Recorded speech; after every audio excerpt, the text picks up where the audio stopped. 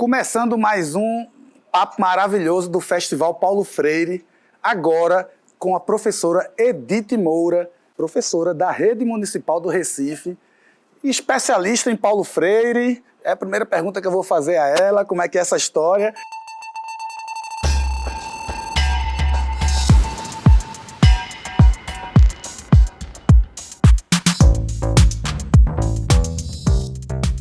Já começo jogando a bola para você, Edith. Me disseram que você é especialista em Paulo Freire. Como é que é isso aí? Eu sou uma pesquisadora, né? Eu pesquiso sobre leitura. E como eu não conheço nenhuma outra frase sobre leitura que seja tão conhecida e tão repetida, como a frase que Paulo Freire disse no livro A Importância do Ato de Ler. E a leitura do mundo precede a leitura da palavra, ou, dito de outro jeito, né, ele diz, a leitura do mundo se alonga na inteligência da palavra. Aí eu fui trabalhando com formação de professores, de alfabetizadores, com formação de leitores. Eu fiquei curiosa em saber como professora de língua portuguesa, né, estudiosa da linguística, e Paulo Freire também foi professor de língua portuguesa em alguns momentos iniciais da vida dele. Eu fiquei curiosa de saber o que é que ele quis dizer, o fundamento dessa frase que todo mundo conhece. Aí eu acabei me apaixonando, né, pela história dele, do ser humano, que é fantástico, que é Paulo Freire, que deixou a carreira de direito de advogado para ser professor, para cuidar das pessoas no que se refere à construção do conhecimento. Então quer dizer que a gente fala tanto sobre a obra de Paulo Freire, no mundo todo, a confusão danada, e você pautou a sua pesquisa, a sua vida de pesquisadora, só numa frase dele. Foi. É sério isso? Eu fui fazer uma revisão bibliográfica. Peguei os primeiros textos dele. Aí, por exemplo, eu descobri que Paulo Freire escreveu. Primeiro, ele escreveu 2 textos sobre Círculos de Pais e Mestres, publicados no Diário de Pernambuco, antes dele escrever a tese dele, que é Educação e Atualidade Brasileira. E vi que na tese Educação e Atualidade Brasileira estava já o embrião desse pensamento dele, que ele só foi formatar assim, ele foi sintetizar no livro A Importância do Ato de Ler. Aí eu fui ver em que ele se baseou. Aí encontrei filosofia da linguagem, filosofia da aprendizagem, teorias cognitivas, linguística, psicolinguística, tem um fundamento psicolinguístico nessa frase, sobre quando a gente lê, a gente mobiliza conhecimento. Então, eu fiz alguns trabalhos sobre isso, né, em alguns congressos, e acabou virando uma tese de doutorado. Em 2011, defendi a tese, depois virou livro e está no caminho da 3ª edição, esse livro. Muito legal. Edith, e nessa tua história toda, nessa tua trajetória, tem alguma curiosidade, alguma história que você ouviu de Paulo Freire que tenha te marcado de alguma forma, alguma experiência que você viveu que tenha te marcado? Eu reli ainda ontem num livro, ele diz assim, minha infância foi dividida entre a infância, a brincadeira, né, entre o brincar e procurar estratégias para driblar a fome. Então, isso é muito forte, né? Quando ele fala das dificuldades financeiras que eles passaram durante muitos anos e que se agravou depois que o pai dele faleceu. Quando ele tinha 13 anos, o pai faleceu. Então, foi um período de 10 anos de bastante dificuldade. A dificuldade de aprendizagem que ele enfrentou é por conta da fome. Isso foi determinante para o futuro dele e para tudo que a gente está conversando aqui hoje, não foi não? Foi. Mais tarde, quando ele entrou no SESI para trabalhar com esses estudantes, né, famílias de operários, ele pôde ver de perto, já tinha experimentado, ele diz, essa dificuldade de aprendizagem que os estudantes expressavam, justamente por questões como essa, né? e das dificuldades, às vezes até de estarem mal alimentados. Mas ele diz assim, mesmo assim, se houvesse um trabalho com a linguagem deles, com os interesses deles, dos estudantes, uma coisa mais próxima da realidade, talvez isso fosse minimizado até. Eles teriam até uma condição melhor de se interessar pelo que estava sendo ensinado.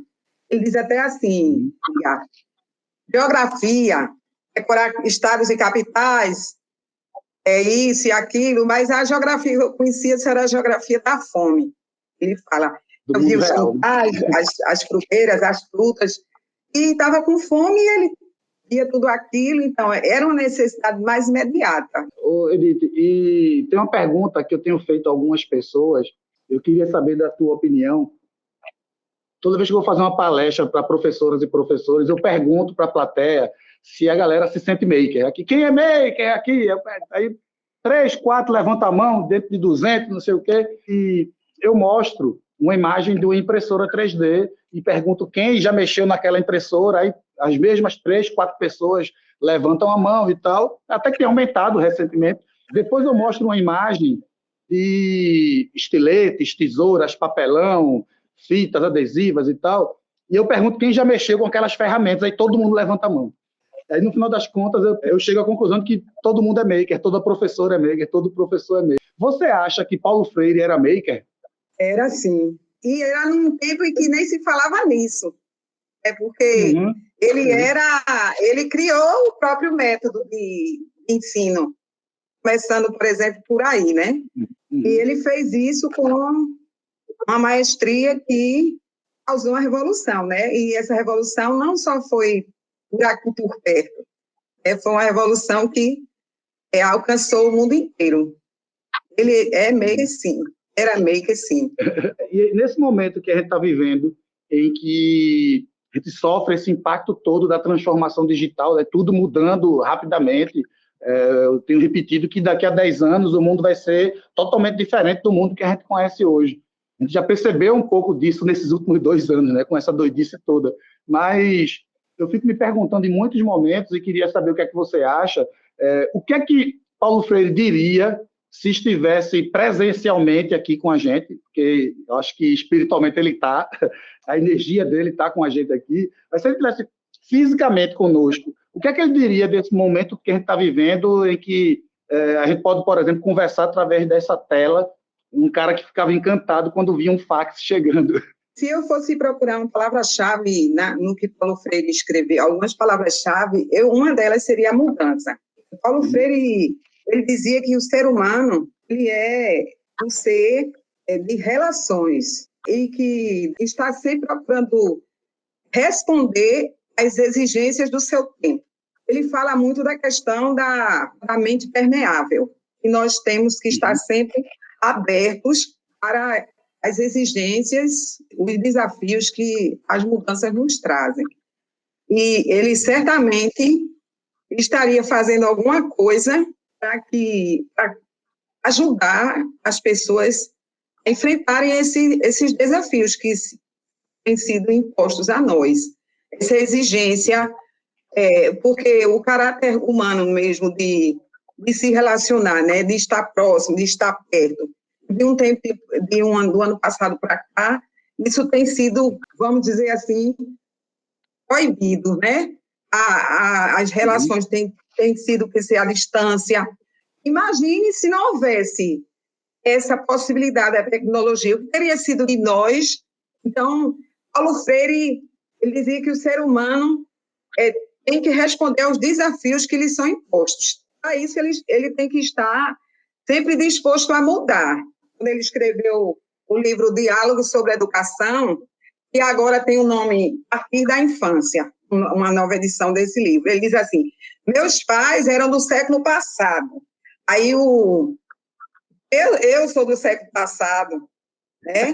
Muita gente é do século passado, aí Sérgio Guimarães pergunta assim, mas a mentalidade deles era do século passado? Ele diz, não era. Em relação, por exemplo, à diferença entre autoridade e autoritarismo, ele diz assim que o Brasil nasceu sem escola, ele até usou uma metáfora, quem mandava no país era o púlpito, né? O púlpito era a igreja. Então, ele diz, mas hoje não pode mais ser assim.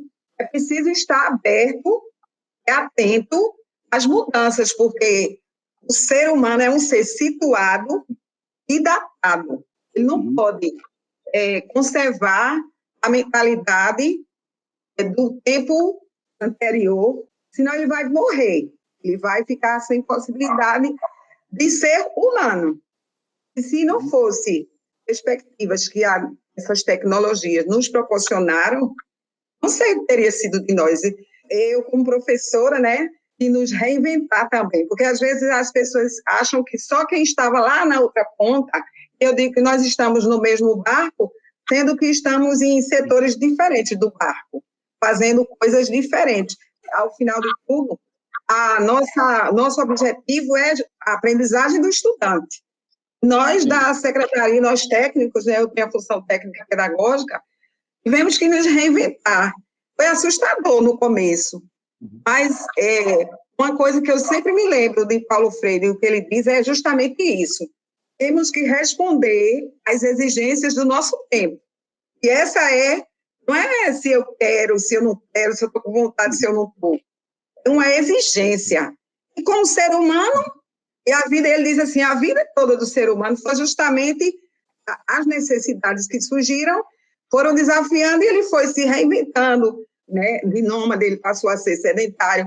O ser humano deve responder às exigências do seu tempo, seja qual for a exigência. Eu estou achando agora que Paulo Freire era do próximo século.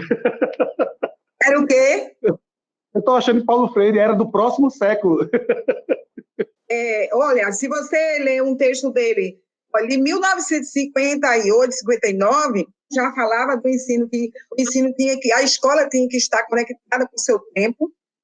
Ele já avaliava a questão da linguagem a ser trabalhada na escola com o estudante, o material didático tinha que ser conforme a realidade de quem estava aprendendo, o foco devia ser a aprendizagem, não o ensino. Como Emília Ferreiro também, que causou uma revolução no ensino, né, na alfabetização, quando descobriu a questão da psicogênese, ele fez uma revolução também na questão do ensino, sabe? E ele está atento ao que se passava no mundo, a leitura do mundo, sabe? A leitura da realidade que o cercado. Agora tem um desafio para você, que é o seguinte, você vai se desprender da realidade, não há limitações financeiras, políticas, não há falta de vontade, e você pode materializar a escola perfeita na sua visão. Como é que é a sua escola do futuro, daqui a 20, 50 anos, 100 anos, não sei, não importa. A escola do futuro, a escola perfeita, a escola ideal é aquela que está sempre conectada com a realidade e estará sempre disposta a transpor os desafios que lhes são impostos e procurar sempre novos caminhos para organizar o ensino, observando que hoje não se fala mais no singular, não é mais a aprendizagem, são aprendizagens, não é? Os modos de aprender que devem pautar os modos de ensinar, não o contrário. Então, a escola do futuro, a escola ideal, ela tem que ser baseada nessa questão, de estar sempre atenta às mudanças, para fazer o que Paulo Freire diz, responder às exigências do seu tempo. A escola do futuro vai ser aquela que estiver sempre em movimento para atender às exigências que o tempo lhe impõe, seu contexto lhe impõe. Muito legal, Edith, muito legal. E vê só, a gente está caminhando para o fim dessa conversa deliciosa e eu tenho uma última provocação para você. Eu quero que você defina a Paulo Freire. Quem é Paulo Freire? Ele disse que queria ser conhecido como o homem que amou as pessoas, as coisas, os animais. E Paulo Freire era um ser humano que era movido pelo amor. Ele foi uma criança que sofreu muito, né? Foi atingido pela Eu digo que o primeiro exílio de Paulo Freire não foi em 1900 na época da ditadura, em 1964, não foi. O primeiro exílio de Paulo Freire foi quando a família toda foi levada, né, foi expulsa da casa onde morava. E não tem coisa pior do que você ser tirado à força, né, do lugar onde você vive. Quando é você que escolheu, tudo bem, mas quando você foi forçado, então ele foi forçado junto com a família, e lá ele sofreu muitas dificuldades, como ele mesmo conta, mas isso, não, o mais bonito é justamente que nem ele disse, eu já via que alguma coisa estava errada, desde pequeno que eu entendi que alguma coisa estava errada no mundo, né, na questão da divisão das coisas e tudo. Mas eu sabia que tinha que fazer alguma coisa para que isso mudasse. Então, ele não achou pequeno, por exemplo, conversar com as pessoas. E, às vezes, a pessoa acha que é pouco ouvir e é pouco dizer, às vezes, uma palavra que alguém está precisando, né? Ouvir.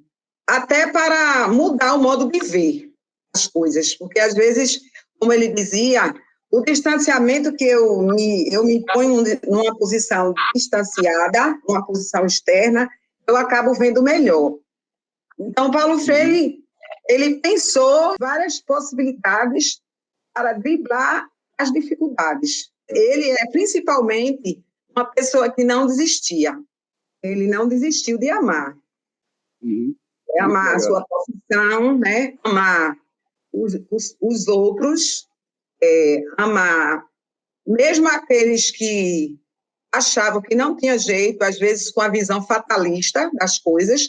Paulo Freire tinha todo cuidado com isso, sabe, Edgar? Não estar perto de alguém com a visão fatalista, deixar que essa visão se perpetue. Ele sempre dava um jeito, usando, por exemplo, as estratégias de diálogo de Sócrates. Ele usava estratégias de diálogo para que a pessoa expusesse seu ponto de vista, que às vezes era fatalista, é assim porque Deus quer, é assim porque tem que ser, e ele procurava fazer um percurso, né, para minar as certezas dessas pessoas, até viver ali um lampejo, vamos dizer assim, de uma transição da consciência ingênua para a consciência crítica.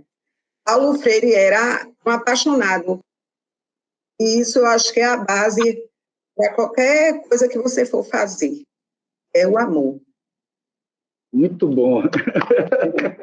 Muito bom, Edith. Obrigadíssimo. Estou muito feliz com essa nossa conversa. Valeu demais.